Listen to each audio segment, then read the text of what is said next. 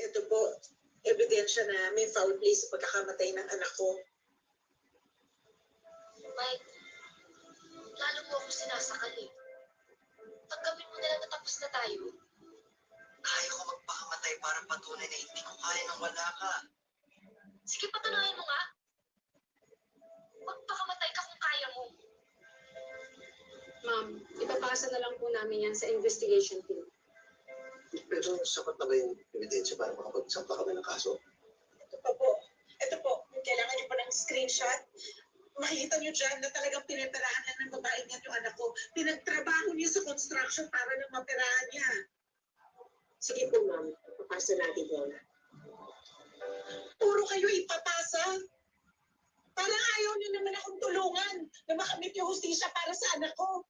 Parang hindi naman kayo interesado sa kaso ko. Bakit tayo mahirap lang kami? Mahirap lang kami kaya wala kaming karapatan sa hustisya? Ate kasi naman daw po nila eh. Hindi! Ipapasa na lang sa head. Hindi mo ba silang interesado? Ano ba kayo? Wala ba kayong mga puso?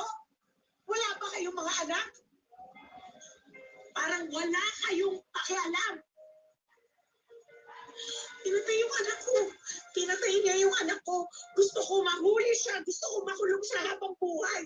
Gusto ko magdusa siya sa pagkakapatay niya sa anak ko. Ayaw mawalay ni Glenda kay Michael kahit pagod na at nagkakasakit. Hindi niya iniwan ang mga labi ng kanyang.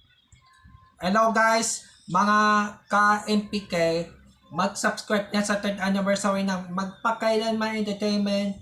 I-click natin yung subscribe channel, i-like sa Facebook page, i-tweet sa Twitter, i-follow lang sa Instagram, at mga social ng mga media accounts. Maraming salamat po mga ka-magpakailanman.